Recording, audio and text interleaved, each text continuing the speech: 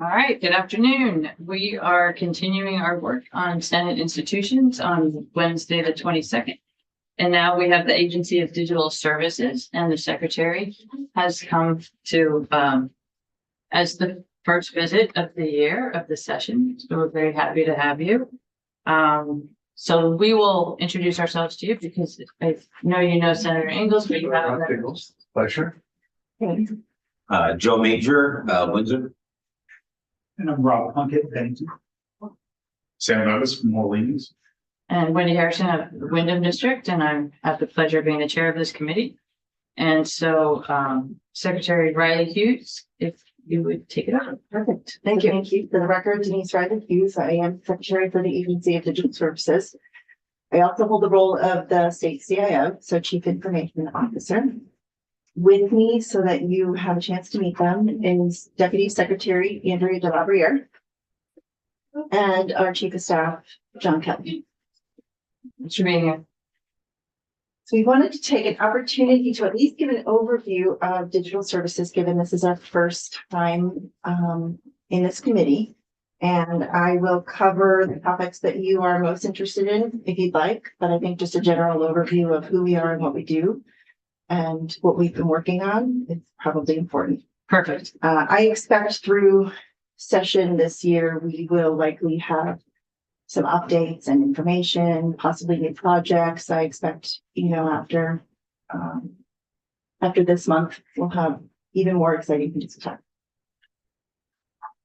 So I am going to start with, we are not the youngest agency anymore, but we are very young for an agency. We were established in 2017. It was around the same time that other states were looking to consolidate technology, given that there's a lot of expense when you do things in pockets and in silos. And so ADS was established to be able to create some consolidation, optimization, and address costs as well. And so we've been doing so for that long. Our mission and vision stands very true today.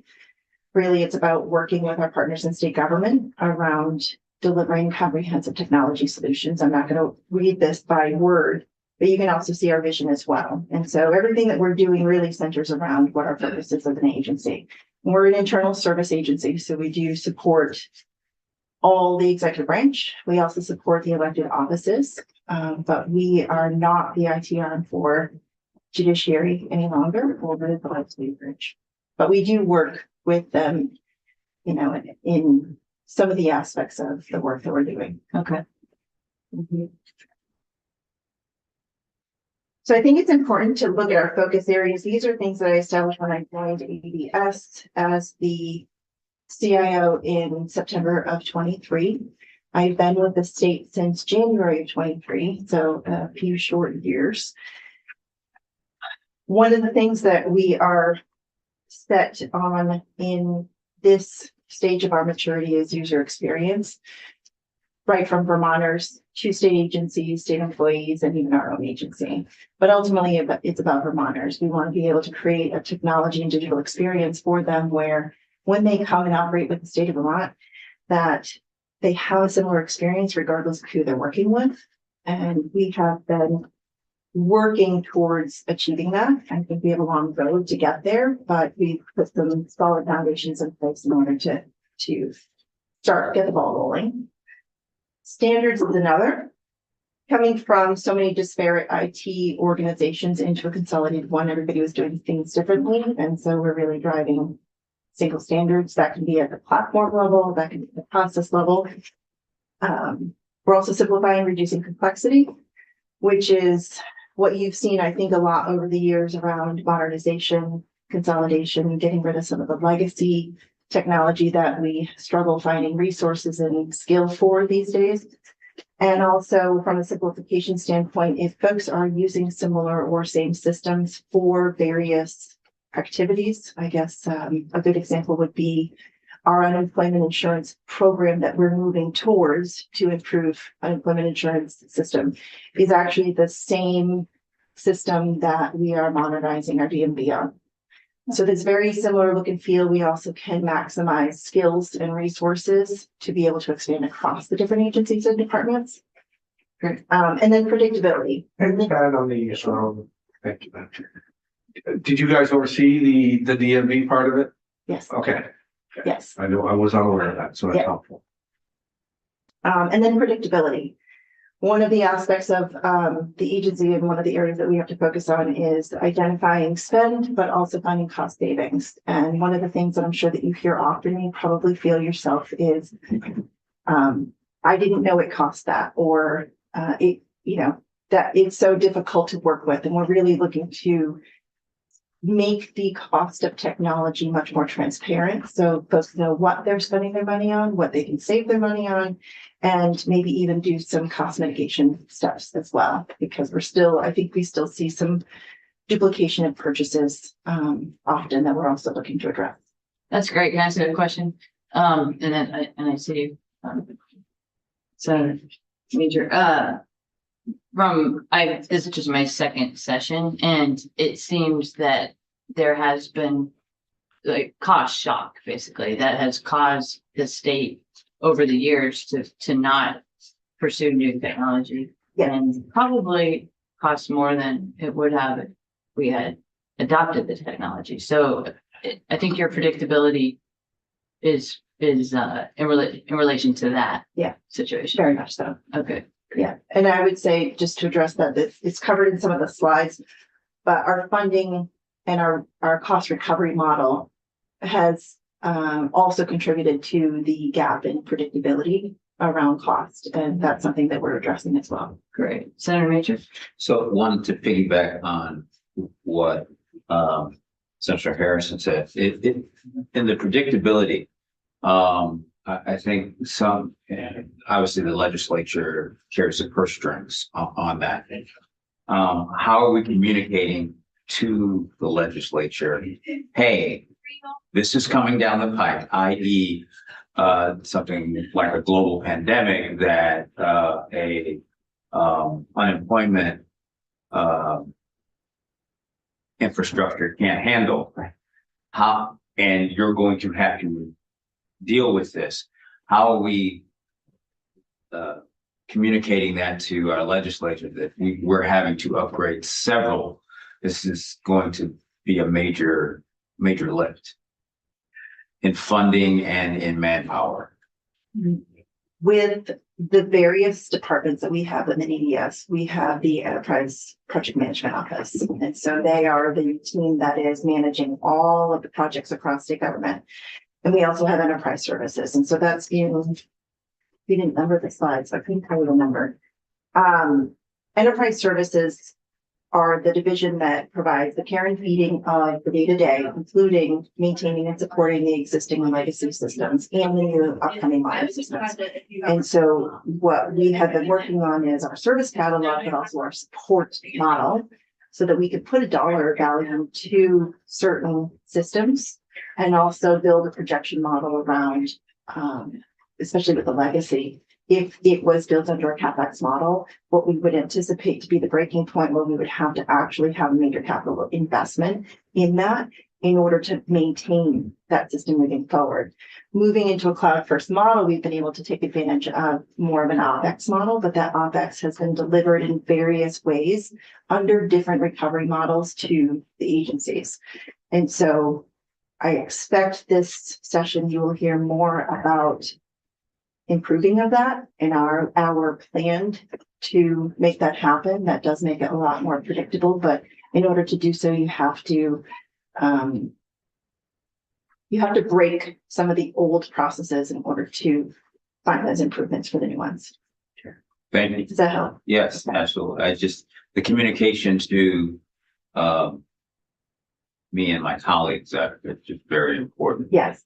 Not having a committee has been a bit challenging. So we do have JITAC, and that has been helpful, but they focus more on the IT modernization funds. So more the major projects that have specific appropriations tied to them. So UIM is one of them, is the Unemployment Insurance, DMV, the ERP project that we have now kicked off, and a few others.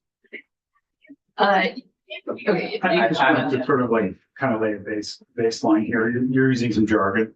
Try to define it. OpEx is one, ERP. I mean, I might know it, but just kind of like I give it hear to you. it, give Yeah. it to us, in as simple terms as possible, or point us to where we can Sure. sort of digest. Do you want me to cover OpEx?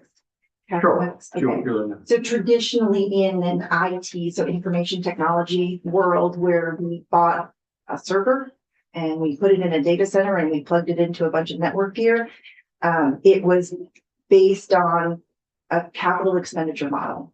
And that means that we're buying assets, physical assets and hardware. And once we buy it, we're invested in, and then you're just maintaining operational expense until you have to replace that hardware.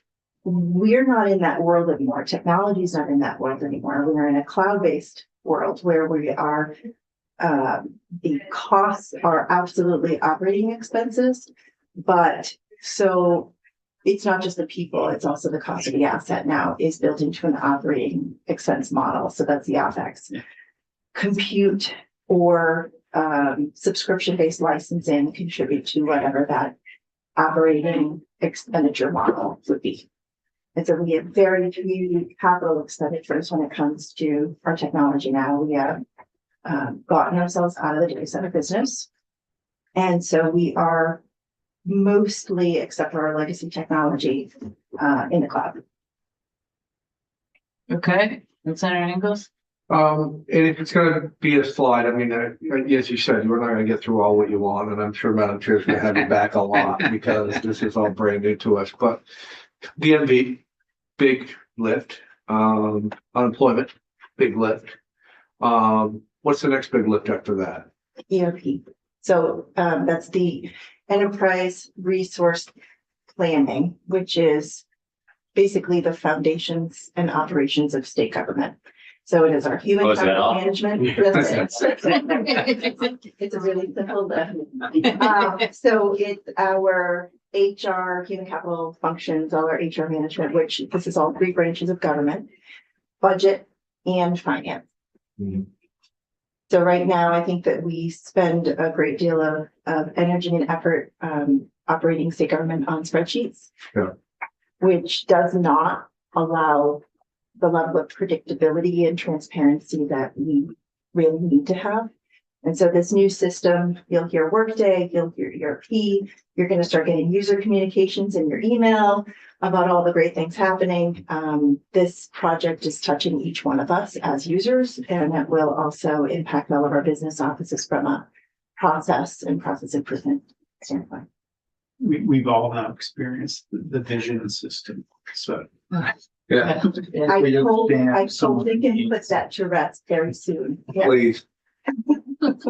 Right, and we'll bring you back definitely to Yes. talk about that system. But I'm wondering if we should, I'd like to hear more if you're prepared to talk about, I mean, what you have the slides, but whether or not you want to stick to the slides, but this is a new committee, Yes. a new committee assignment. So if you have information just generally that you'd like to share with the committee at this point, realizing that we're making decisions on what we're going to do, I think that would be really helpful, but I don't know if you're prepared to speak to that now. I think having an introduction to the agency, what our makeup is, what our expanse is going to be helpful for when the next time that we come in, when we have a specific ask and request of the committee, it would at least provide some of the context around who we are and what we're doing and why we're doing it. Okay, If there are other things that you prefer to hear about, or in addition to what I've shared, I would be happy to speak to that. Sure. In 15 minutes, you're not gonna get through all of this, so I think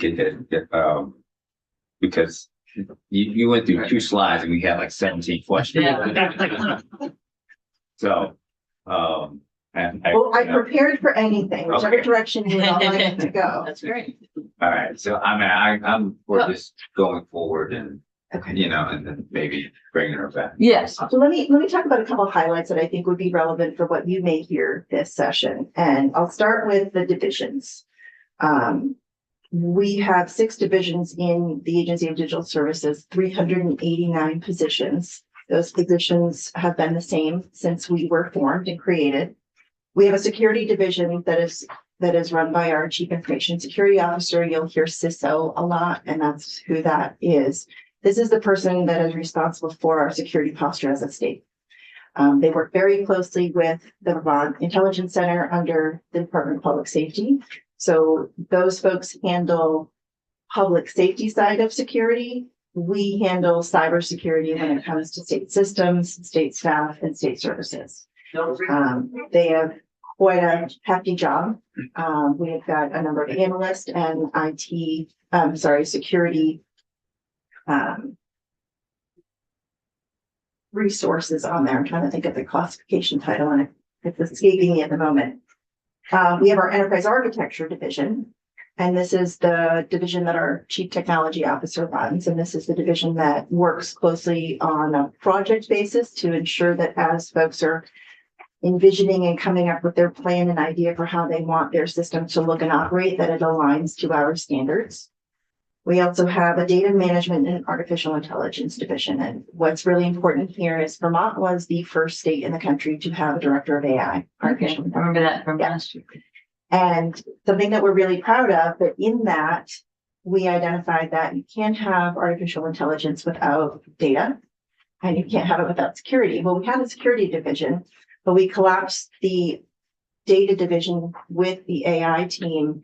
So now we have data and AI under one, which allows us to make a lot more smarter decisions and build our artificial intelligence model around data governance, data sensitivity, data privacy.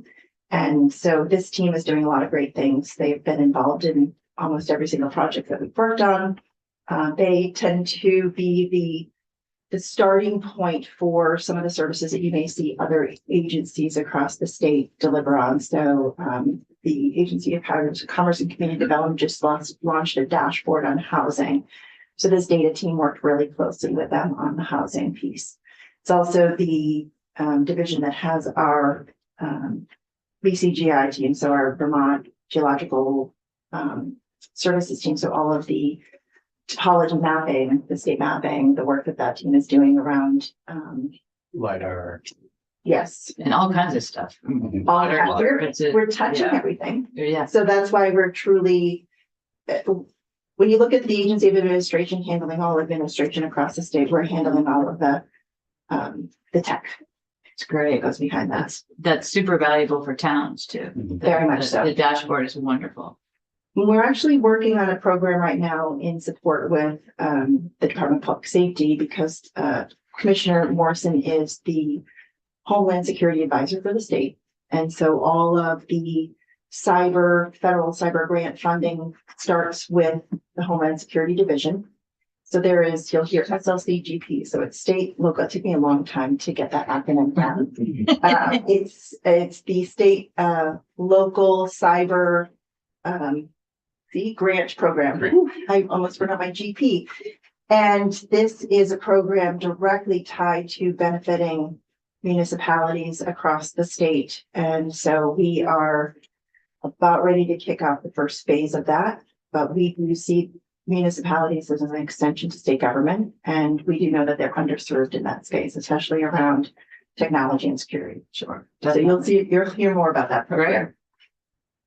Finance division, which is our business office, run by our CFO. That's where all the financial magic happens.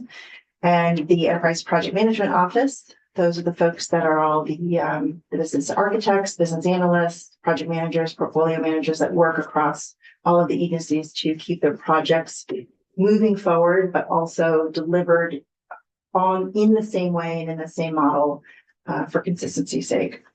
Are they assigned to specific, excuse me? Yes, we have portfolio managers that have a particular Department. book that they work with. Yeah. Right. And then the enterprise services division, which is all of our technical staff and our shared services division.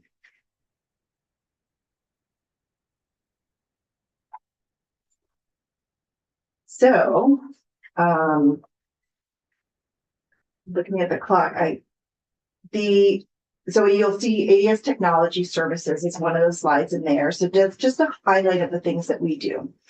We've got a help desk, we have desktop support. It's really the front door for users to be able to call up and get somebody to help them, whether or not it's their computer, something's not working, they forgot their password, or even something major happens where they're locked out of the system or they've experienced possible cyber incidents. So this is our front door.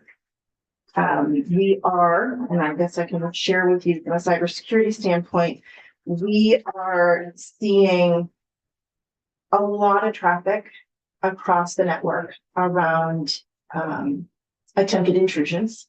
Our team is working really closely on that. We have got an extensive partnership with an organization that helps us in off hours because it really is a 24/7 job.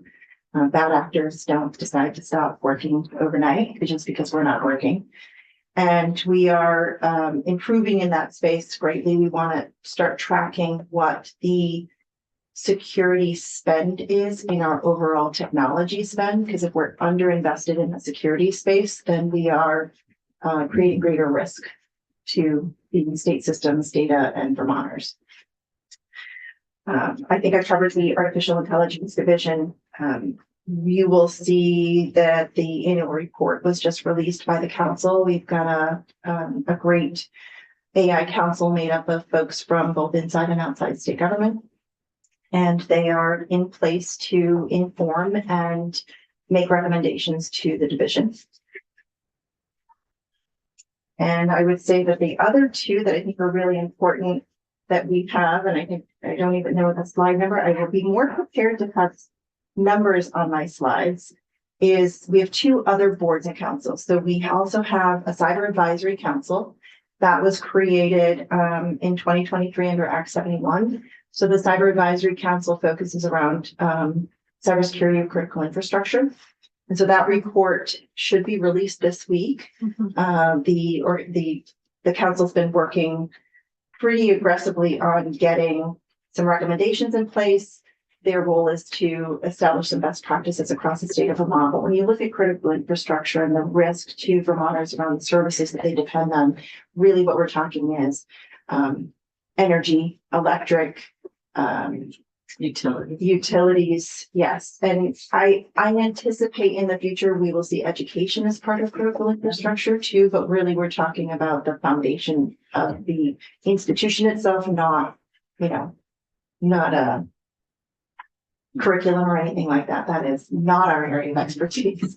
But it is something that when you look at if a service was, let's say a water treatment facility in a town was impacted by a cyber attack, what would happen to the hospital that was also in that town that depended on clean water or running water and all of those people that are in the hospital? And so that is a real issue that we are dealing with, but it's something that as we look at the Vermont community as a whole, how we can be a better cyber community for each other to mitigate some of those risks. Interesting. So you'll hear more about that. Great. And then we have our web portal board, and that's something that's been in place now for, I think, almost 20 years. And really it's about ensuring a self-funded web portal, which is anything that you would see at Vermont.gov, so on Vermont.gov. So that's part of our web presence. And I don't understand self-funded in this context. It is something that 18 years ago, when I think we were still calling it the World Wide Web, that was put in place because I anticipate that there was a plan that transactions would net enough revenue to sustain the cost of putting a portal in place. But as we look at the Department of Justice released last year, a requirement for state and local governments to meet Title II requirements around accessibility, we have until October to meet that. And when we look at our web presence just on our Vermont.gov environment, we're looking at about 160,000 web pages. So we've got quite a bit of work to do. And it's interesting that you had that question because that's the same question that was posed to the board at one of the last meetings is define self-funded. And where are you showing that in your reporting? Right. Because that's not our purpose as a state to sell things. It- No, and it's not about that. I think it's about the transactions and the fees coming in from the transaction should offset the cost of web Mm, hosting. so the cost of doing the transaction. Yeah, but I Not think our the thing transaction, itself. correct, and I think our transaction Interesting. count likely doesn't represent the cost of maintaining 160,000 web pages.